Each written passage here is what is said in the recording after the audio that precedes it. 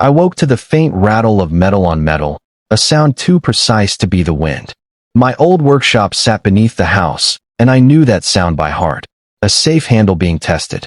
The darkness pressed against my bedroom windows, but I didn't move, just listened as the noise cut off, followed by cautious footsteps creeping up the basement stairs. My son Derek was visiting for the week, claiming he wanted to spend time with his old man. Now his late-night walks and sudden interest in my finances made perfect sense. My pulse slowed, but my mind sharpened like it used to back when I ran the machine shop. Derek thought he was being clever, testing my safe at 2 in the morning. The floorboards creaked as he padded back to the guest room, probably thinking I was too deaf to notice. I lay there in the dark, staring at Eleanor's empty side of the bed, and felt something cold settle in my chest. My own son was planning to rob me. What Derek didn't know was that the safe held far more than he could ever imagine. At breakfast, Derek smiled too wide and poured my coffee like he was auditioning for Son of the Year. "Still keeping all your savings tucked away in that old safe, Dad?" His tone was playful, but his eyes flicked to the floor where the basement door sat. I stirred my eggs slowly, keeping my voice steady. "Just my pension checks, nothing fancy. Banks charge too many fees these days." He laughed, but it sounded forced. "Old habits die hard, right? Mom always said you'd trust a safe over a bank any day." Eleanor's name in his mouth made my jaw tighten, but I kept eating. He thought I was predictable, just another stubborn old man set in his ways. I watched him butter his toast, those same hands that once begged me to push him on the swing, now plotting against me. "How long are you staying again?" I asked casually. "Through the weekend," he said, checking his phone. "If that's okay." I nodded and smiled, playing the grateful father happy for company. The real test was how far he was willing to go for whatever he thought I had hidden. While mowing the lawn that afternoon, I saw Derek through the kitchen window, phone pressed to his ear. He was pacing, one hand gesturing wildly, and I killed the mower engine to listen.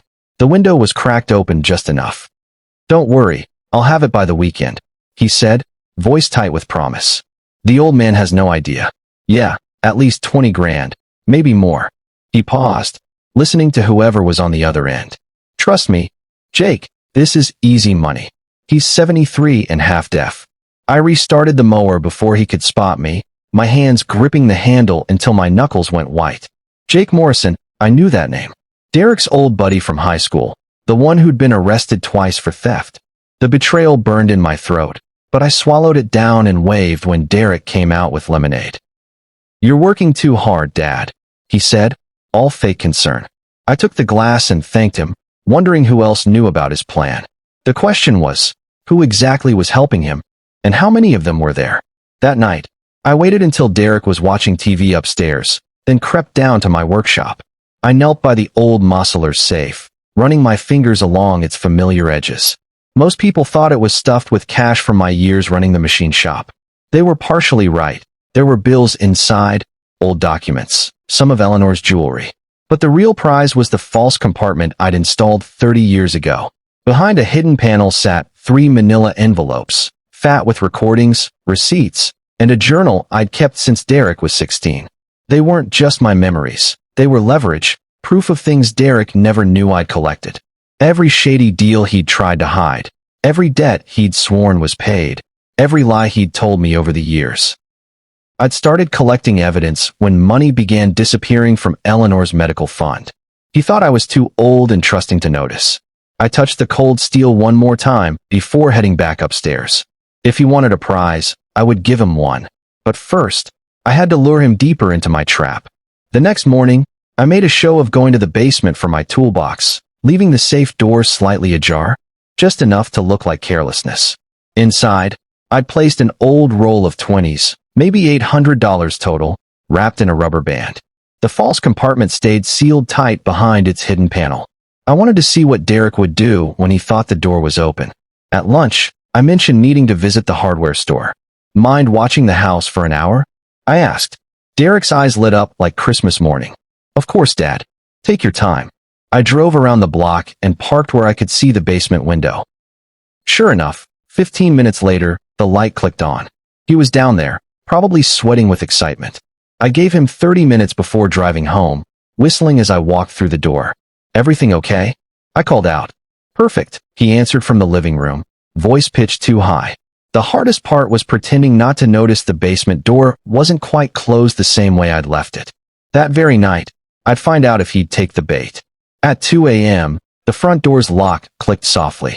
I sat in my recliner in the dark living room, eyes closed, breathing deep and slow like an old man lost in sleep.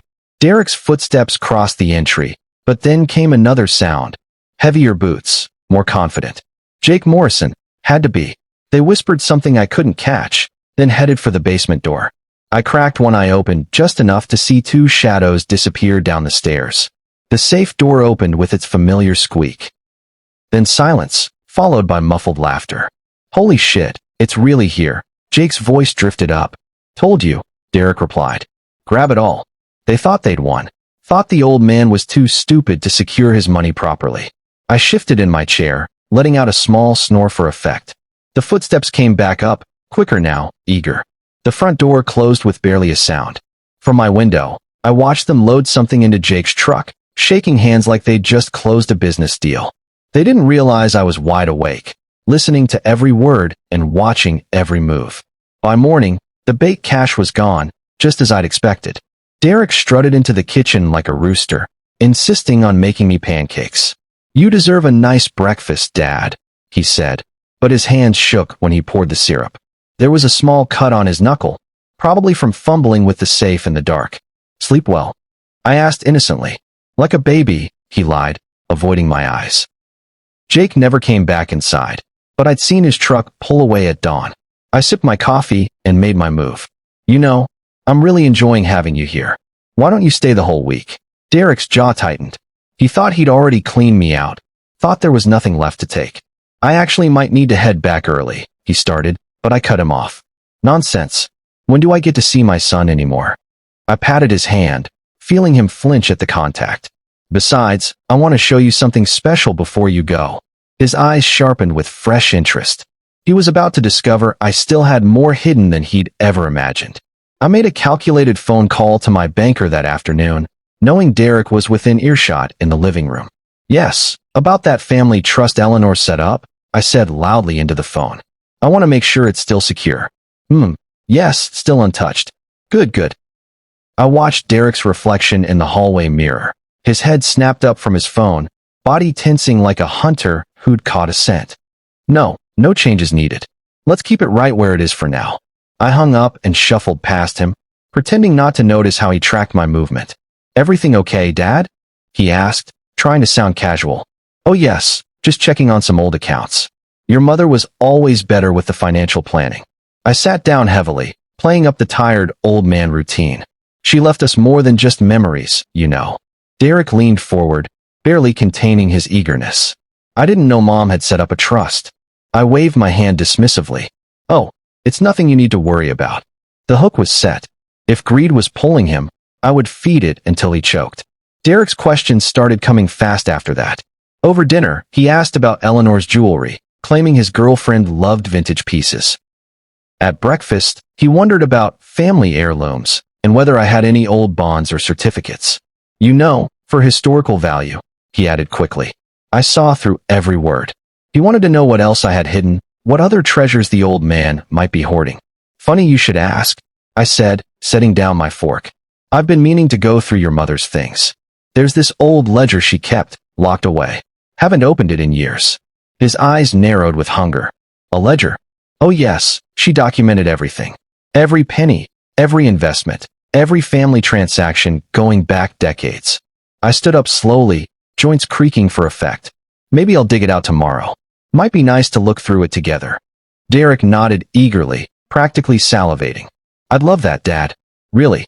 He didn't realize he was following my trail now, not his own, walking exactly where I wanted him to go. I placed the leather-bound ledger on the dining table that evening, its worn cover speaking of years of handling. Inside were pages of neat handwriting, dates, names, amounts, and notes. But this wasn't Eleanor's book of investments. This was my record of Derek's sins. Every borrowed dollar never returned. Every shady business deal he thought I didn't know about. Every debt to dangerous people he'd sworn was settled. I left it half open to a page about missing money from Eleanor's cancer treatment fund. Going to bed early tonight, I announced, rubbing my eyes. Feel free to watch TV or read if you want. Derek barely looked up, eyes locked on the ledger. I climbed the stairs slowly, then slipped into my office where I'd hidden a small camera pointed at the dining room. I watched on my laptop as Derek picked up the book with trembling fingers. His face went pale as he read, flipping pages faster and faster. He pulled out his phone, taking pictures of certain pages. Good. Let him document his own crimes. What he read inside would shake his confidence and make him realize his old man knew more than he'd ever suspected. Through the walls that night, I heard Derek on another phone call, but this time his voice was sharp with panic. He's got records of everything. The Riverside deal, the money from Mom's account, even the thing with Tommy's boat. Jake must have been pushing back because Derek's voice rose. I don't care what you think. He knows, Jake. He's known all along. There was a pause. Then Derek almost shouted. No, we stick to the plan. He's got more hidden. I saw it in the book. There's a trust, maybe bonds. Just wait. The phone slammed down hard enough to rattle the nightstand. I heard him pacing, muttering curses under his breath. He was desperate now, caught between fear of what I knew and greed for what he thought I had. Desperate men make mistakes. They get sloppy. They take bigger risks. They show their true faces. That was what I counted on. Tomorrow, I'd push him right to the edge. The next mistake could ruin him for good, and I'd make sure it did. I rose early and made my way to the workshop, knowing Derek would follow once he heard me moving around.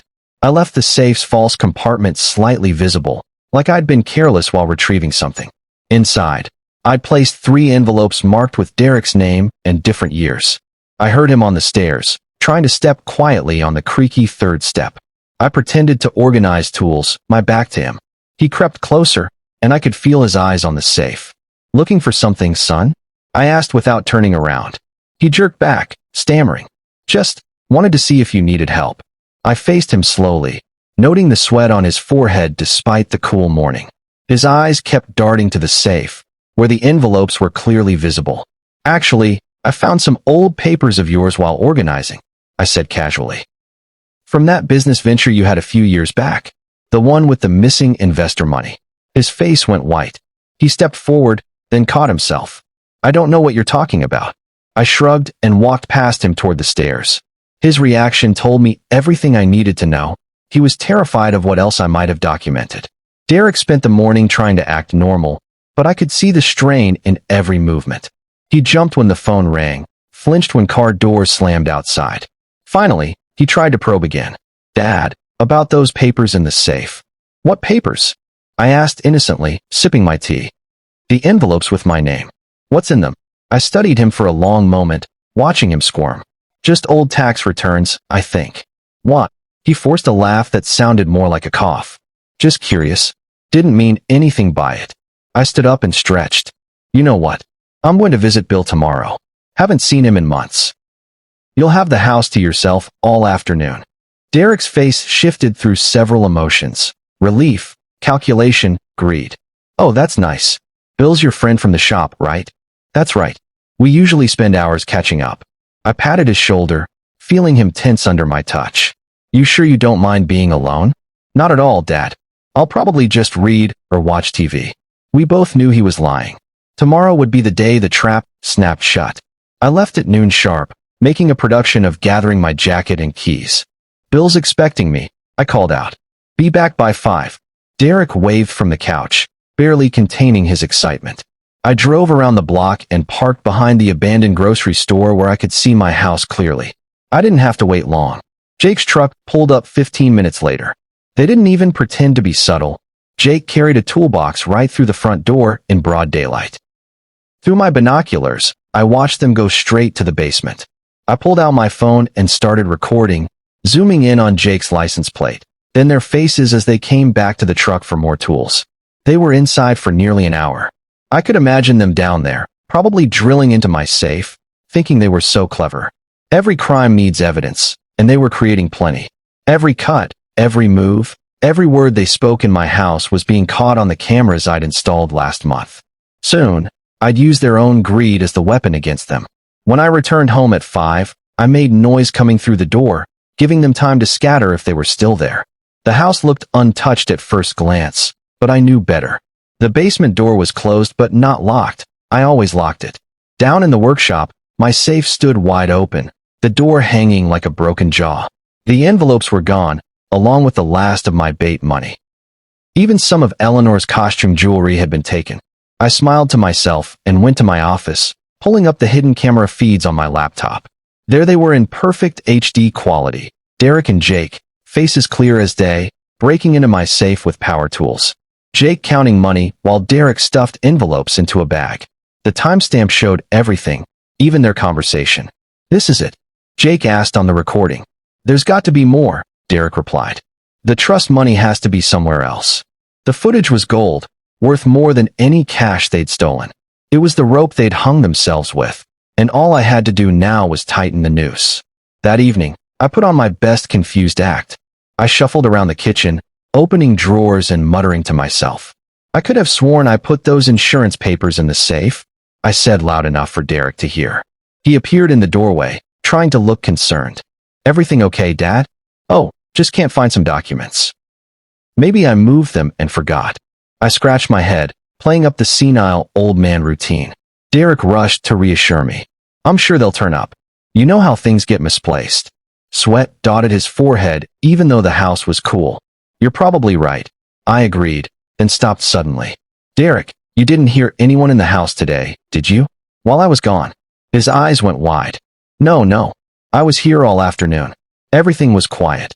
The lie rolled off his tongue so easily. I nodded slowly. "Must be my imagination then. Sometimes I think I hear your mother moving around downstairs." He relaxed, thinking the old man was losing his memory, and his nerves were about to betray him completely. The next morning, I drove to the county sheriff's office. Tom Bradley had been my friend since high school, and his son now ran the department. "Harold," Tom Jr. greeted me, shaking my hand firmly. "Dad said you might be coming by." I laid everything out on his desk, the camera footage on a USB drive, the recordings I'd made, photos of the stolen items. Tom Jr. watched the footage with a stoned face, occasionally shaking his head. "That's your boy Derek, isn't it?" he asked quietly. "It is. And Jake Morrison. We've been looking for a reason to bring him in." I leaned forward. "Don't act yet, Tom. Let him dig deeper. There's more coming." Tom Jr. studied me carefully. "You sure about this, Harold? Once we move, there's no taking it back. My son made his choice when he brought another thief into my home," I said. "Now he needs to learn what that choice costs." Tom Jr. nodded slowly. "We'll be ready when you give the word." The law would wait, but my son wouldn't. He was too greedy for patience. That evening, Jake's truck returned. I watched from my bedroom window as he and Derek stood in the driveway, arguing in harsh whispers. The wind carried their voices just enough. "Your old man's holding out," Jake said, jabbing a finger at Derek. "The real money's somewhere else." "I told you. I'm working on it," Derek protested. "Well, work faster. I've got people to pay." Jake grabbed Derek's shirt. "If he won't give it up willingly, we take it by force." My stomach twisted as I watched my son, my own flesh and blood, slowly nod his head. "Fine," Derek said. "Tomorrow night. He takes sleeping pills. We can be in and out before he wakes up." Jake released him with a shove. "Better be worth it." They shook hands like they were sealing a business deal, not planning to rob and possibly hurt an old man. I stepped back from the window, my hands trembling with rage, not fear. Tomorrow, I would face them head on, and they'd learn what happened when you threatened Harold Becker.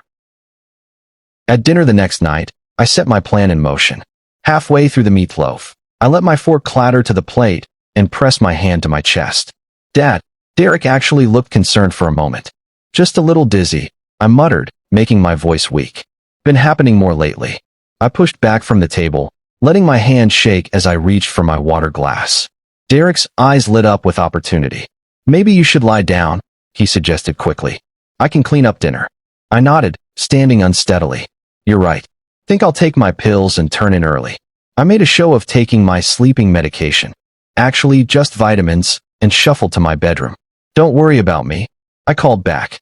"Those pills knock me out cold. Won't wake up till morning." Through my cracked door, I watched Derek pull out his phone, texting rapidly. His face wore the expression of a predator who'd just seen wounded prey. He thought his chance had finally come. Midnight would bring his downfall, and he'd walk right into it. At exactly midnight, I heard the basement door creak open. I'd left my bedroom door ajar, lying still in bed with my phone ready. Derek's footsteps were joined by Jake's heavier tread as they descended to the workshop. They didn't bother being quiet. Thought the old man was drugged senseless. I slipped out of bed and followed silently, stopping at the top of the stairs. "Try the wall behind the workbench," Derek whispered. "Maybe there's another safe." I heard tools clanking, Jake's crowbar scraping against concrete. They were destroying my workshop, hunting for money that didn't exist. I started the recording on my phone, streaming live to Tom Jr.'s computer at the sheriff's office. Then I flicked on the basement light. They froze like deer in headlights. Derek's face went white as paper. Jake gripped his crowbar tighter. My safe stood open, completely empty except for a single envelope. Derek saw it and lunged forward, ripping it open. Inside was a single piece of paper with 5 words. "You've already lost, son." And in seconds, he would realize how true those words were. The sirens started soft, then grew louder, cutting through the night like Judgment Day. Red and blue lights flashed through the basement windows, painting the walls in alternating colors. Jake bolted for the stairs, shoving past me, but deputies were already at the front door. I heard the scuffle, Jake's curses, the metal click of handcuffs. Derek stood frozen in my workshop, still holding the note, his mouth opening and closing like a fish out of water. "Dad," he finally managed. "Dad, I can explain." "No need," I said quietly, walking down the stairs. "I have everything on video. Every break-in, every theft, every word you spoke about robbing your own father." Tom Jr. appeared in the doorway with 2 deputies. "Derek Becker, you're under arrest for breaking and entering, theft, and conspiracy to commit assault." Derek's face crumbled as they read him his rights. "You set me up," he said, staring at me in disbelief. "You knew all along." "I knew the moment you tested my safe that first night," I replied. But the real punishment was still to come.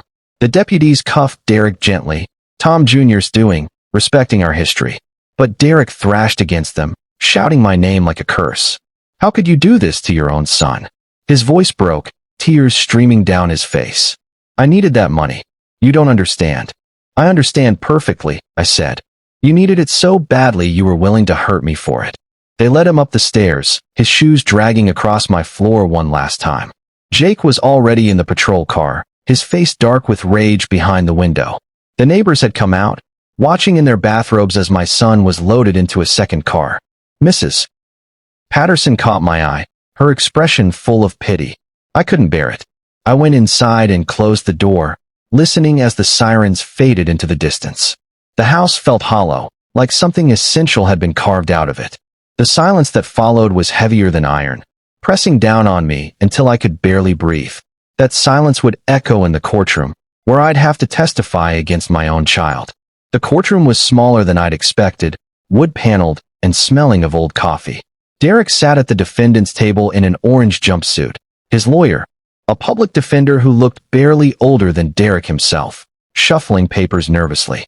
The prosecutor played my videos on a large screen, and the jury watched Derek and Jake breaking into my safe, their faces clear, their intent obvious.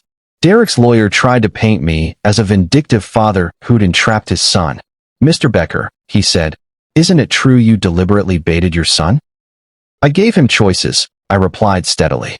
He chose to steal. The recordings destroyed any defense. The jury heard Derek planning to rob me, discussing how to handle me if I resisted. They saw him bring Jake into my home, watched them celebrate their theft. When the guilty verdict came down, 3 to 5 years, Derek looked at me like I had betrayed him. His eyes held the same accusation they'd held as a child when I'd punished him for lying. But it was him who had written this ending, one choice at a time. And yet, my revenge still didn't feel complete. After the trial, I drove home through streets that felt foreign despite their familiarity. Every turn reminded me of teaching Derek to drive, his hands nervous on the wheel, trusting me to keep him safe. The house stood dark against the evening sky, no longer a home, but just walls and memories. I sat in Eleanor's chair, her photo watching me from the mantel. "I kept him alive," I whispered to her image. I could have let Jake hurt him, could have let them both destroy themselves. But I kept him alive long enough to bury himself. The words tasted like ash. This wasn't triumph I felt, but something colder, heavier. Revenge had weight, a crushing pressure on my chest that made it hard to breathe. I'd protected my dignity, my property, my pride, but lost my son in the process. The safe in the basement stood open and empty, a metal mouth with nothing left to say.